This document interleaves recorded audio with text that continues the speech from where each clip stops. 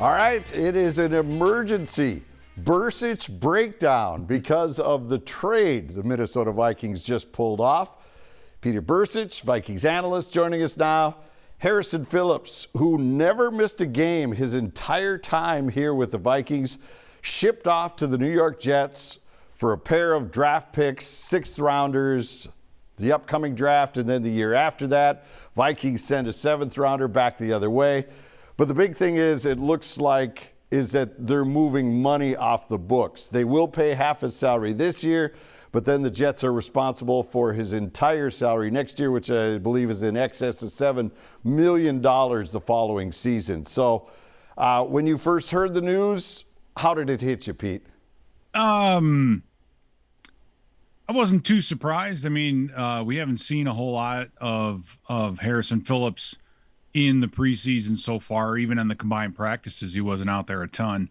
And I think it also speaks to how well the guys behind him are playing. They obviously feel like they have somebody in the works, whether it's one guy, maybe two, that can replace him. And this would be an area where they could save money on salary. So hate to see him go. He was a big part of this defense, knew the system real well.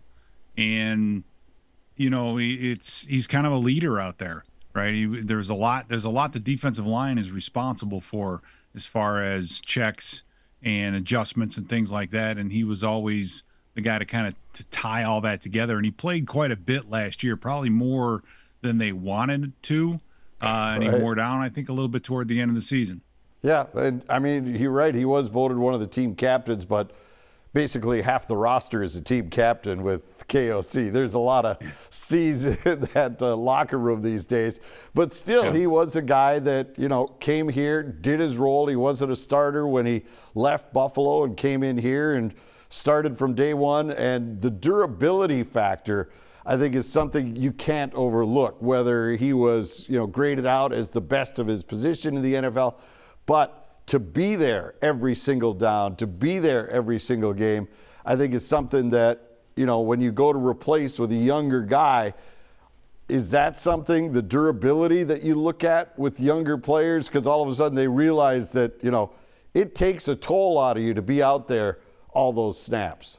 It does, and it's an unknown, unless, of course, they've been out there and put the snaps in. But I think they have a pretty good idea of, you know, whomever it is that they're looking to replace, their durability as well. Because this, you know, guys like Jalen Redmond, it's not their first look at him. They've had him around for a while.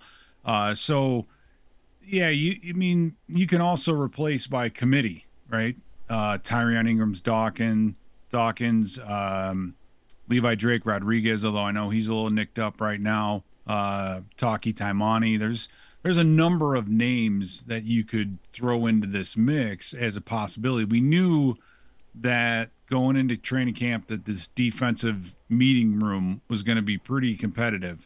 But I don't know if anybody expected it to be one of the veterans that was was going to be let go. So you have a number of bodies there available. So if it's durability, I don't think it'd be as much of a concern, because if you lose one, there's another one right behind him, so to speak. All right. So if Kwesi decides he needs to beef up things, because now Jalen Naylor's gone. We also know, we've talked about it ad nauseum, the 3-game suspension facing Addison. This gives him some more money right now. He picks up around $3.5 million. Do you think there's another portion of this deal that's coming here, or do you make this move now prior to cutdown day, because then you could keep another one of these young guys if you were looking to move Harrison anyways? Yeah, if it was in the tea leaves that Harrison Phillips was going to be gone, at least you got something for him now instead of just letting him go and then go to the highest bidder. So, will they, do they need bodies elsewhere? I mean, you look at the wide receiver position, that's going to be kind of a short-term type of a need. No question that, no question there. So, and then they have the defensive, the cornerbacks, the defensive back meeting room, which is another place where maybe they might make an addition at some point. We'll see. But Yeah, it's better now, I think, than in Tuesday when the numbers have to hit.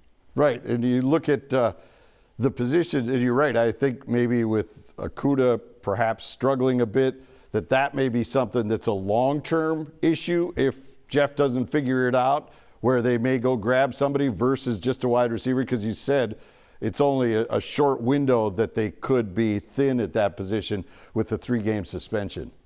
Right, and so does that change who you're looking at? Well, maybe that means you're going to get a veteran in here that wants to add one more year to their pension, if you will, and someone that can pick up the scheme pretty quickly. So that move, if you bring in a wide receiver, doesn't seem like as much of a long-term type of investment. You know what I mean? Right. Whereas a DB, you might be able to pick one up and he might stick around for a while. So that's my guess as to what's going on, but we really don't know. All right, final preseason game coming up. You're getting to go to Nashville to watch a little football. What should Viking fans be looking for in this final tilt? Because obviously all the regulars will be as involved in the game as you are, watching from the side. Right. Well, it'd be interesting to see, number one, who's not dressing, which could be a good thing, could be a bad thing, because they don't want to release anybody who's injured. So that'll be looked at in a lot of different ways. And then, I still think that, Max Brosmer is a compelling reason to watch this last preseason game, see his development week after week. And, will he be able to show enough on film, that the Vikings can expose him to, like a free agent market, so to speak? Or is he going to eventually make the 53? I mean, I think that's a pretty interesting question right there. And then, you've got some other guys like Price. I think that Miles Price is somebody who is so intriguing just because he has return ability as a receiver. I think he's been a little bit up and down, but he saved a touchdown. The long return that the Patriots had, he basically ran from one side of the field, outran all 9 other teammates that were out there. I don't count the kicker, to get to that football. And so he basically saved a touchdown, meaning he's just working as hard as he can. The effort's there. And so, you see guys like that, you're always rooting for him. So I'm definitely gonna be rooting for Miles Price Friday night to see him maybe go out there and do some great things. All right, well, we plan on doing this every Wednesday for those of you watching right now, in conjunction with Pete's YouTube channel.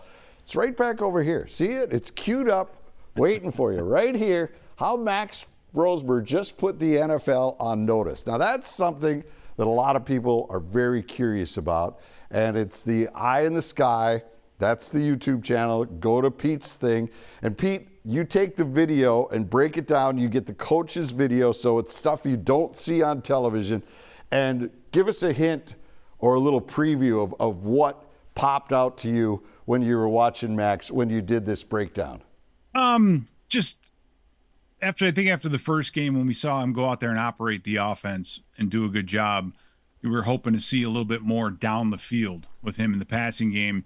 And we saw a little bit of that in the combined practices. And then on Saturday, we saw actually quite a bit of it, an opportunity for him to get out there and run a 2-minute type situation where the Vikings needed a touchdown. And you watch the film and he places the ball exactly where it needs to be. Right? I think he needs a little bit more help out of the receiving room, but a couple of those throws that he made were pretty remarkable. So for a guy to improve as much as he has over the first couple of weeks of the season without getting a lot of reps, he's a number 4. Right. We're all very familiar with him because he's played with the Gophers last year, 4 years at New Hampshire, started as a true freshman, 18 years old. So he's always been on the mature side. And he's showing that again here with the Vikings and really competing for whatever spot it may be. Number 2, I kind of doubt just because of his lack of experience, but he may end up being a roster spot by the time this is all said and done. And I'm excited to see him. I know at one point in the video, the Vikings run a route that falls incomplete. And then I kind of make the point where the receiver matters and who's out there matters. And then I go back 2 years ago where Mullins threw the exact same route. It's the exact same route, a little different on the backside of it, but pretty much the exact same route on a 4th and 27 call against the Detroit Lions in the whiteout game. Yeah. And I'll never forget that play because he threw that football like literally seemed like 10 seconds before it had to get there. And, Justin went up and got it and brought it down. So those things matter. And just having some fun with it. But love seeing what this kid's doing and how he's progressing. And I think with the film, you see exactly what we're talking about. This isn't, conjecture. This isn't projecting. What happens on film is what matters most. And that's why I like using that as my guide. Yeah, no doubt about it. All right. If he has to do one thing in this game, fans are watching this, and I don't want you to say that this is the definitive that this will cost him his position. But if we were watching the game when we're trying to figure this out, what should we look for out of Max against the Titans? Well, I think for him, it's really just kind of continue to do what you have been doing, and hopefully a couple more of these throws will end up as catches, and you won't have some bigger plays, set back or taken away because of penalty. Getting the right number of guys in the huddle, that kind of thing, the delay of games and all the other things that happen.